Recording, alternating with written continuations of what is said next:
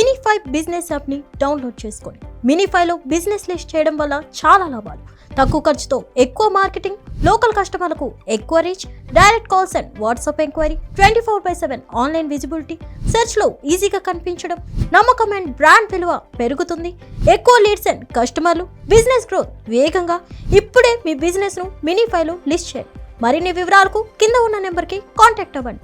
9951505134.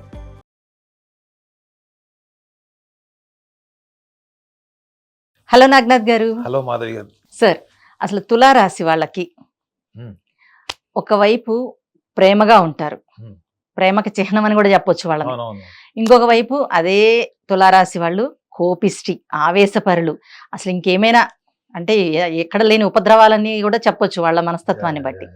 అయితే వీళ్ళు అసలు ఎదుటి వ్యక్తిలో, ఈ వ్యాలంటైన్స్ డే సందర్భంగా నేను అడుగుతున్నాను, ఎదుటి వ్యక్తిలో వీళ్ళకి నచ్చే లక్షణాలు ఏంటి, ఎటువంటి లక్షణాలు ఉన్న వ్యక్తుల్ని వీళ్ళు ఇష్టపడతారు, ముందుగా వీళ్ళు అంటే ఎదుటి వ్యక్తిలో ఎటువంటి లక్షణాలు వీళ్ళు ఇష్టపడాలంటే వాళ్ళలో ఉండాలి.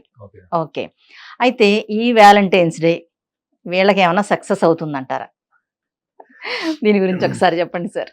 అంటే మాధవి గారు, ప్రతి మనిషికి కూడా ఒక పెక్యులియర్ వ్యక్తిత్వం, ఆలోచన విధానం, understanding capabilities, okay, and executing their own self, okay, వాళ్ళని వాళ్ళు బయట ప్రపంచానికి పరిచయం చేసుకునేటువంటి లక్షణాలు, ఇవన్నీ ప్రతి మనిషిలో ఉంటాయి.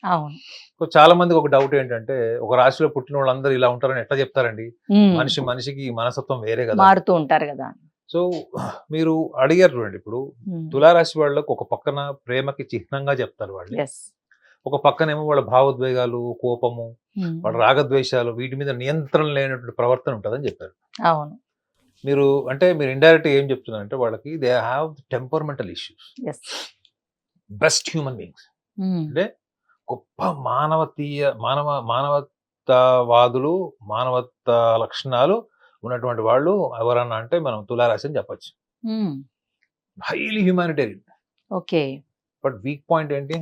కోపం కాదు, టెంపర్మెంటల్ ఇష్యూ. అంటే నా ప్రవర్తన చుట్టుపక్కల వాళ్ళకి కానీ, వ్యక్తికి కానీ హానికరమైనటువంటి ఒక భావోద్వేగాన్ని నేను బయటపెట్టడం, ఆ బయట పెట్టేటప్పుడు ఎదుటి వ్యక్తి మనోభావాలను నేను పరిశీలించకపోవడం.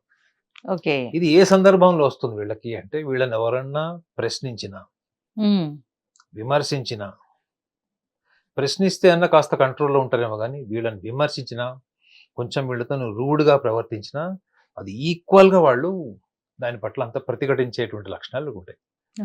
సో మీరు అన్నారు కదా, వాళ్ళకి రెండు ముఖాలు ఉన్నాయి వీళ్ళకి అని చెప్తున్నారు. అయితే వీళ్ళు ఎదుటి వ్యక్తుల్లో, అందుకే ఎక్కువగా జాగ్రత్తగా వీళ్ళు లైఫ్ పార్ట్నర్ చూస్ చేసుకునేటప్పుడు వీళ్ళు ఎదుటి వ్యక్తుల్లో ఏం చూస్తారు అంటే, ఇప్పుడు ఒకటి ఇన్ఫాచ్యుయేషన్ ఒకటి ఉంటుంది మేడం. అవును, ఇప్పుడు మీకు స్మితా పాటిల్ గారు ఐడియా ఉండే ఉంటారు. చనిపోయారు ఆమె, చాలా యంగ్ ఏజ్ లో చనిపోయినట్టు హీరోయిన్. నేను స్కూల్ ఏజ్ లో ఉన్నప్పుడే ఆమె నాకు నచ్చింది. స్కూల్ 7th క్లాస్ లో. నేను ఎప్పుడు టీవీలో చూస్తున్నప్పుడు చూసి మా అమ్మకి చెప్పాను, ఆమె పెళ్లి చేసుకుంటాను. 7th క్లాస్ పిల్లలకి మా అమ్మ కూడా కొట్టి ఆమెకు పెళ్లి అయిపోయింది రాలేడని చెప్పి మా అమ్మ కూడా సెటైర్ వేసింది. అంటే మనకు 7th క్లాస్ లో ఏం తెలుస్తుంది ఆమె గురించి? సో కానీ పెద్దగా అయిన తర్వాత నేను ఆమెలో ఎందుకు ఇష్టపడి ఉంటాను, ఈ రోజు కూడా నా ఫేవరెట్ యాక్ట్రెస్ ఎవరన్నా అంటే స్మితా పాటిల్ అని చెప్తాను.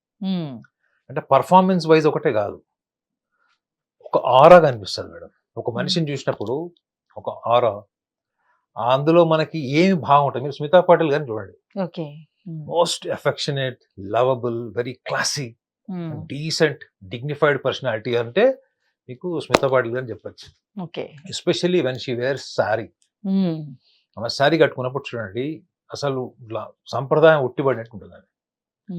ఇది ఎందుకు చెప్తున్న ఎగ్జాంపుల్ అంటే, తులారాశి వాళ్ళు అబ్బాయిలు అయితే ఒక అమ్మాయిలో ఇష్టపడేది ఒకటి, చాలా చురుకుగా ఉండేటువంటి శరీరాకారం, దానికి తగ్గట్టుగా వస్త్రాలంకరణ, డ్రెస్సింగ్ సెన్స్. ఓకే, వస్త్రాలంకరణ, డ్రెస్సింగ్ అంటే మనం ఏదైతే మనం వాళ్ళకి పర్సనాలిటీకి సూటబుల్ డ్రెస్ మనం చూడంగానే అట్రాక్ట్ అయ్యేది అది. తర్వాత మనం ప్రపోజ్ చేస్తామా లేదా అంటే వాళ్ళకి ఆల్రెడీ పెళ్ళి అంటే మనం ఏం చేస్తాం, స్మితా పటేల్ లాగా. సో వీళ్ళు అట్రాక్ట్ అయ్యేది మాత్రం ఖచ్చితంగా ఒక మనిషి రూపం, Okay. అందులో సాంప్రదాయబద్ధంగా ఉండేది, traditional way of Traditional aura look. Should appear as traditional, అంటే Yes. చూడంగానే ఇట్లా ట్రెడిషనల్ గా సంప్రదాయబద్ధంగా ఉండి ఆ ఆ చూసే చూపులో కానీ, ప్రవర్తనలో కానీ, నడకలో కానీ, వ్యవహార శైలిలో కానీ చాలా సున్నితత్వము, ఒక మంచి ప్రేమతత్వం కనిపిస్తుంది. కొంతమందిని మనం ఐస్ లో చూడంగానే అనిపిస్తుంది, అబ్బా ఎంత లవబుల్ ఐస్ అనిపిస్తుంది. అవును. కొంతమంది మాట్లాడుతుంటే ఎంత సాఫ్ట్ స్పోకెన్ అనిపిస్తుంది. అవునా? అవును. ఆ లక్షణాలని తులారాశి వాళ్ళు చూస్తారు. చూడండి, విచిత్రం ఏంటంటే అమ్మాయిలు కూడా అదే చూస్తారు. అమ్మాయిలు కూడా ఒక మంచి స్ట్రక్చర్డ్ కార్వ్డ్ అపియరెన్స్ చూస్తారు ఒక అబ్బాయిలో. ఓకే. దానికి తగ్గట్టుగా మంచి డ్రెస్సింగ్ సెన్స్ ఉండాలి, ముఖ్యంగా కలర్ కాంబినేషన్ బాగుండాలి మేడం. మీకు మంచి పర్సనాలిటీ ఉంది కానీ పనికి మాలిన డ్రెస్ కాంబినేషన్, కింద వైట్ ప్యాంట్ పైన గ్రీన్ షర్ట్, కింద వైట్ ప్యాంట్ పైన రెడ్ షర్ట్ వేస్తారు వేయండి. అవును. అట్లా కాకుండా ఒక మంచి డ్రెస్సింగ్ సెన్స్ ఉండాలి, ఓకే. మంచి కార్వ్డ్ స్ట్రక్చర్, అంటే మంచి పర్సనాలిటీ ఉండాలి. ఇది జస్ట్ టు అట్రాక్ట్, అంటే ఒక వాళ్ళ ఐ క్యాచింగ్ అనమాట. ఇట్లా చూడంగానే ఇట్లా ఆప్టికల్ స్టిమ్యులై అంటారు, ఇట్లా చూడంగానే టక్కుమని చూస్తారు. అట్రాక్టివ్. అది వాళ్ళకి, మీకు తులారాశి వాళ్ళు అబ్బాయిలు అమ్మాయిలు చూస్తారు. కొంచెం దగ్గరకు వచ్చిన తర్వాత తులారాశి వాళ్ళ అమ్మాయిలు కానీ అబ్బాయిలు కానీ నాలెడ్జ్ చూస్తారు మేడం, గుర్తుపెట్టుకోండి. ఇంటలెక్చువల్ నాలెడ్జ్ చూస్తారు, అంటే మీరు దేని గురించి మాట్లాడుతున్నప్పుడు అది వాళ్ళకి వినసొంపుగా ఉండాలి. ఓకే. వాళ్ళందరూ లీనమైపోవాలి, అబ్బా అనిపించాలి. వాళ్ళు గుర్తుపెట్టుకోండి, ఒక్కసారి ఫిజికల్ అపియరెన్స్ అట్రాక్షన్ ఓన్లీ అది సూపర్ఫిషియలే. ఒక్కసారి మీరు దగ్గరకు వచ్చినప్పుడు మీ నాలెడ్జ్ చూస్తారు వాళ్ళు, మీలో ఎంత నాలెడ్జ్ ఉంది, ఎంత క్లారిటీ ఉంది, ఎంత మీకు subject related, any subject related చేసే పని మీద, దాని మీద, అది మీ గురించి పూర్తిగా తెలుసుకుంటారు వాళ్ళు. ఫుల్ అటెన్షన్ పే చేసి మొత్తం తెలుసుకుంటారు వాళ్ళు. ఇన్ కేస్ ఎదుటి వాళ్ళు నాలెడ్జబుల్ కాకపోతే, అంటే ఫస్ట్ ఏమనుకున్నాం మనము, ఫిజికల్, అవును, అది అయిపోయింది. సెకండ్ చాప్టర్ ఏంటి, నాలెడ్జ్. సో నాలెడ్జ్ అంటే మీకు సంబంధించింది ఏదైనా కావచ్చు మనం, మీరు ఇంట్లో చేసే వంట కూడా కావచ్చు. ఓకే. ఏమైందా, మీరు ఇంట్లో చేసే వంట కావచ్చు, చివరికి మీరు ఒక చిన్న క్లరికల్ క్యాడర్, లేకపోతే మా కెమెరామెన్ చేసే పని కూడా కావచ్చు. ఓకే, కెమెరామెన్ మనం ఏం అనలేము, ఎందుకంటే మనకి క్లియర్ చూపించేది వాళ్ళే. అంతేగా, సాగర సంగమంలో ఫోటోలు చూపించినట్టు చూపిస్తే మనం కెమెరామెన్ ఎప్పుడు పొగడాలన్నమాట. అవును. సో వాళ్ళు చేసే పని madam, what you have to understand is whatever the work you are into, చేసే పని. ఇప్పుడు కెమెరామెన్ కి కెమెరా నాలెడ్జ్ ఉంటుంది, ఇప్పుడు మనకు టీ ఇచ్చేవాడికి కూడా టీ చేస్తాడు. సో మీ పనిలో మీకున్న నిబద్ధత, అంకిత భావం, ఆ డెడికేషన్ చూస్తారు. ఒక వర్డ్ లో చెప్పాలంటే మీకు ఎంత డెడికేషన్ ఉంది, ఎంత ఇన్వాల్వ్మెంట్ ఉంది, ఏది కూడా కావచ్చు. సో అది చూస్తారు వాళ్ళు. సపోజ్ మీరు ఇంటి ముందు ముగ్గులు బాగా వేస్తారు అనుకోండి మేడం, దానికి కూడా వీళ్ళు మంత ముగ్గులు అయిపోతారు. ఎంత అంటే వీళ్ళు ఏం చూస్తారంటే ఇన్వాల్వ్మెంట్, ఎదుటి వాళ్ళు చేసే పని ఎంత ఇన్వాల్వ్మెంట్ చేస్తారు. అంటే ఇప్పుడు ఫర్ ఎగ్జాంపుల్ ఒక అబ్బాయి ఒక అమ్మాయిని, తులారాశిలో పుట్టినవాడు ఒక అమ్మాయిని ప్రేమించిన, ఆ అమ్మాయి దాన్ని ప్రేమించినా ప్రేమించకపోయినా ఆ అమ్మాయిలో లక్షణాలు, నేను చెప్పేది ఆ అమ్మాయిలో ఎలాంటి లక్షణాలు చూస్తున్నాడు, దట్స్ వాట్ ఐమ్ టెల్లింగ్. వీళ్ళిద్దరి మధ్యలో ప్రేమ ఉందా లేదా అనే విషయం స్నేహితులు కూడా కావచ్చు, కానీ వాట్ దే ఆర్ సీయింగ్, అమ్మాయి గాని అబ్బాయి గాని ఫస్ట్ ప్రేమకి ముందు ఏం చూస్తారు, ఏది వాళ్ళని ఇంప్రెస్ చేస్తుంది, so that they can say love. Okay.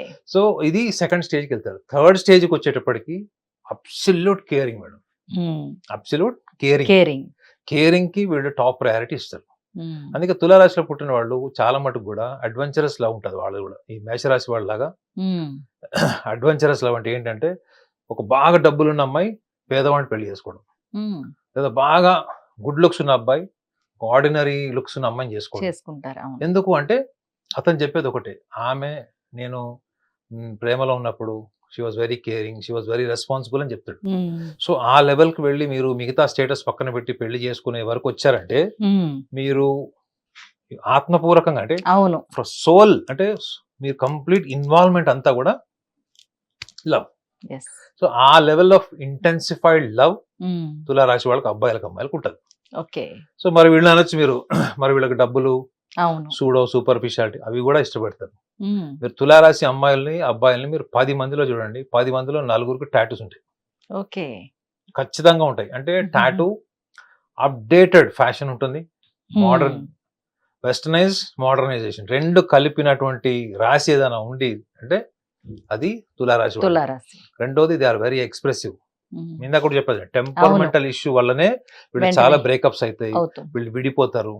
So వీళ్ళకి టెంపర్మెంటల్ ఇష్యూస్ ఎప్పుడు వస్తాయి అంటే, ఒకటి మీరు టైం మేనేజ్మెంట్ సెన్స్ లేకపోతే వస్తుంది. వీళ్ళు 6 గంటల కంటే 6 గంటలకు అక్కడ ఉంటారు, షార్ప్ ఉండాలి. షార్ప్ ఉంటారు.